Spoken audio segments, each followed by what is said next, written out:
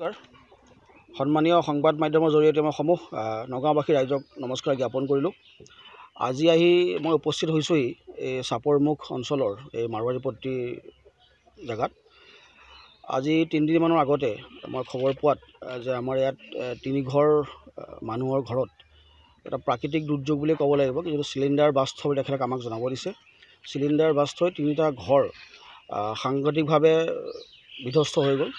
তো খবৰটো পোৱাৰ লগে লগে আমাৰ ভাৰতীয় জনতা পাৰ্টি নগাঁও জিলাৰ চাপৰমুখ গৰুবাট মণ্ডলৰ সন্মানীয় সাধাৰণ সম্পাদক মনোজ কুমাৰ বৰা ডাঙৰীয়াই মোক জানিব দিছিল।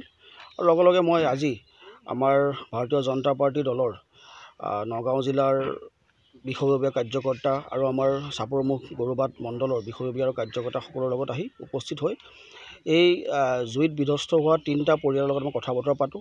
তেওঁলোকৰ যিখিনি ঘৰ আছিল, যিখিনি জ্বলি শেষ হৈছে, সেইখিনি পৰিদৰ্শন কৰিলোঁ।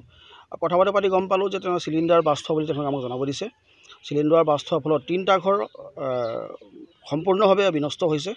আৰু বৰ্তমান কিছু আমাৰ সামাজিকভাৱে সক্ৰিয় মানুহৰ কাৰণে মানৱীয়তাৰ খাতিৰত তেখেতলোকে এই 3টা পৰিয়ালক খোৱা বোৱাৰ ব্যৱস্থা গোটেইখিনি কৰি দিছে।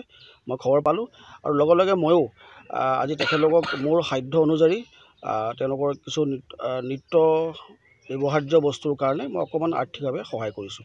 আৰু বাকী পিছৰ পৰ্যায়ত তেখেতলোকৰ ঘৰটো পুনৰ ঠিক কৰি দিবৰ কাৰণে মই ঘৰৰ যিজন আমাৰ গৰাকী আছিল তেখেতৰ কথা বতৰা পাতিছোঁ। মই নিশ্চয় ভৱিষ্যতে এইটো সহায় কৰিম। ধন্যবাদ।